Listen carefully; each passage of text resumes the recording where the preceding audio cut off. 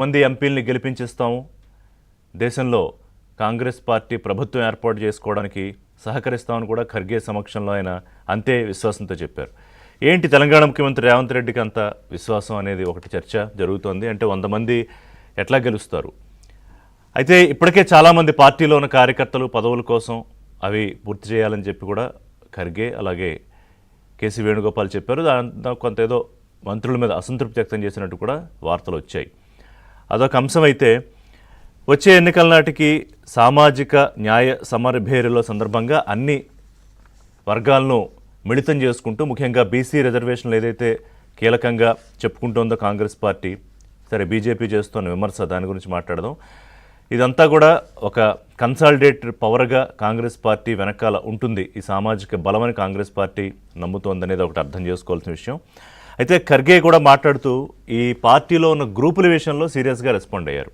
అంటే మీరు ఏదో 4-5 కలిసి ఏదో గ్రూపులు కట్టి ఏది పడితే చేద్దాం అనుకుంటే రాహుల్ గాంధీ సహించరు, నేను కూడా సహించను అని.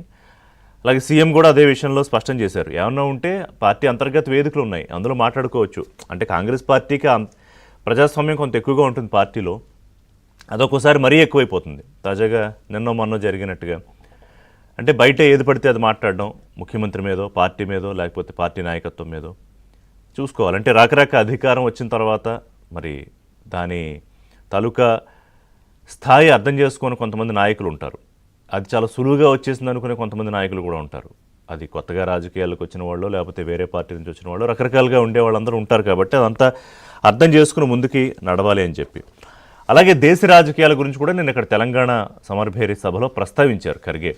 అంటే మోదీ 11 ఏళ్లుగా ఉన్నారు, ఆర్థిక పరంగా కానీ విదేశీ వ్యవహారాల పరంగా కానీ ఏమి చేసుకొచ్చారు అని పాకిస్తాన్ విషయం కూడా ఆయన మాట్లాడారు. అది ఇందిరాగాంధీ హయాంలో ఏం జరిగింది, బంగ్లాదేశ్ విమోచన ఎట్లా జరిగింది, ఈ అంశాలు మాట్లాడుతూ ముఖ్యంగా ఏంటంటే ఈ సెక్యులర్ అనే పదం అలాగే సోషలిస్ట్ అనే పదాన్ని మీరు దమ్ముంటే తొలగించగలరా అని ఛాలెంజ్ చేశారు మోడీకి. అంటే కావాలనే ఇక్కడి నుంచి తెలంగాణ వేదిక నుంచి ఆ అంశాలు తీసుకున్నారు.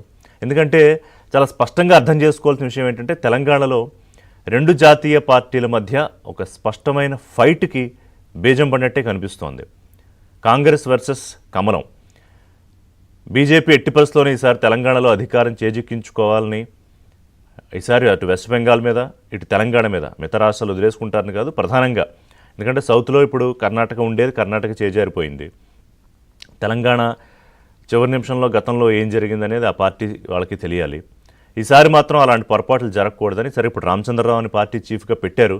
దాని మీద కూడా పార్టీలోనూ బయట భిన్న అభిప్రాయాలు వినిపిస్తూ ఉన్నాయి. కానీ ఎన్నికల నాటికి బీజేపీ స్ట్రాటజీస్ ఎలా ఉంటాయి, దానికి కాంగ్రెస్ పార్టీ ఎత్తులు పై ఎత్తులు ఎలా ఉండాలి అనేది. అందుకే వాళ్ళ ముఖ్యమంత్రి చాలా స్పష్టంగా చెబుతున్నారా, 119 నుంచి 153కి పెరుగుతాయి తెలంగాణలో అసెంబ్లీ సీట్లు. సో ఎవరో కంగారు పడాల్సిన అవసరం లేదు.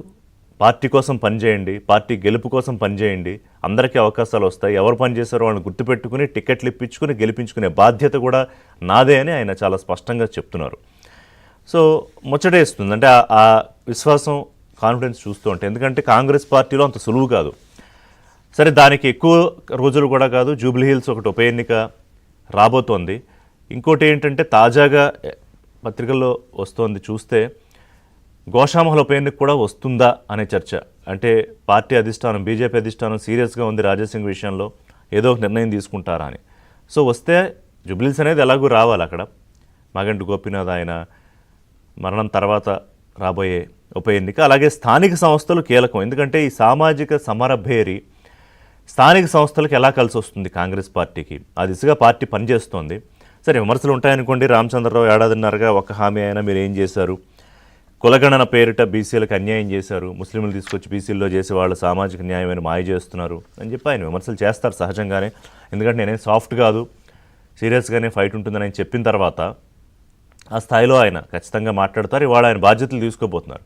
ఎలా ఉంటుంది రామచంద్రరావు తీసుకున్న తర్వాత తెలంగాణలో, ఎందుకంటే ఇప్పటికే ఇటెల్ రాజేందర్ కొంత కినుకు వహించారు, రఘునందన్ సరే కొంచెం హెల్త్ బాలేక హాస్పిటల్లో ఉన్న, ఆయనకి ఈ అధ్యక్ష పదవి ఆయన ఆశించిన దాంట్లో ఉన్నారు. డీకే అరుణ్ ఉన్నారు, తర్వాత ధరంపూర్ అరవింద్ ఉన్నారు. వీళ్ళందరూ కొంత సరే డీకే అరుణ్కి జాతీయ స్థాయిలో మరో రకమైన ఎలివేషన్ వస్తూ ఉన్నా ముఖ్యంగా ఈ 3-4 నాయకుల్లో కొంత అసంతృప్తి ఉంది. మరి కాంగ్రెస్ పార్టీతో ఢీ అంటే 2 జాతీయ పార్టీల మధ్య ఢీలో వీళ్ళు సరేలే చూద్దాం ఈ కొత్త అధ్యక్షుడు ఏం చేస్తారని వదిలేసి వెనకాల ఉంటారా, లేకపోతే పార్టీ బలోపేతం అధికారంలోకి రావడం కోసం ప్రయత్నం చేస్తారు? సరే, కేసీఆర్ కూడా అంటున్నారు నేను బయటకు వస్తా, హాస్పిటల్ నుంచి వచ్చిన తర్వాత ప్రెస్ మీట్ పెడతా, ఈ ఏడాదిన్నరగా కాంగ్రెస్ పార్టీ ఎక్కడెక్కడ ఫెయిల్ అయిందో చెప్తాను, అలాగే బనకచర్ల రైతులు దాని గురించి కూడా మాట్లాడతానన్నారు. కానీ ఓవరాల్గా చూస్తుంటే తెలంగాణ రాష్ట్రంలో ఇటు కాంగ్రెస్ పార్టీ కూడా తనకి ప్రధానమైన రాజకీయ ప్రత్యర్థి కమలమే, బీజేపీ అని చెప్పే సంకేతాలు నేను ఏదో స్పష్టంగా ఇచ్చినట్టు కనిపించింది ఖర్గే. కేసీఆర్ గురించి బీఆర్ఎస్ గురించి మాట్లాడినా కొంత ఏదో డౌన్ సైజ్ చేసినట్టే అనిపించింది. ఒక బ్రేక్ తీసుకుందాం. బ్రేక్ తర్వాత ఎట్లా జరగబోతోంది తెలంగాణ రాజకీయాల్లో ముఖచిత్రం? ఇంకా 3.5 ఏళ్ళు ఉంది ఎన్నికలకు, ఇంకా అది ఎక్కువ టైమే. కానీ రాజకీయాల్లో 3.5 ఏళ్ళు చాలా ఎక్కువ టైము. ఒక వారం 10 రోజుల్లోనే అటు నుంచి ఇటు మారిపోతాయి. కానీ ఇప్పటి నుంచే ఒక ప్రణాళిక ప్రకారం కాంగ్రెస్ పార్టీ ఎట్టి పరిస్థితుల్లోనూ 10 ఏళ్ళ అధికారం అని చెప్తున్నారు కాబట్టి ఎట్లా ముందుకెళ్తుంది? ఎలా అయినా అధికారంలోకి వస్తాం అనుకుంటున్న బీజేపీ ఎట్లా చేస్తుంది? మరి బీఆర్ఎస్ నేను 3rd ర్యాంక్ అంటే ఒప్పుకుంటుందా? ఈ విషయాలన్నీ మాట్లాడదాం ఒక చిన్న బ్రేక్ తర్వాత. Stay tuned.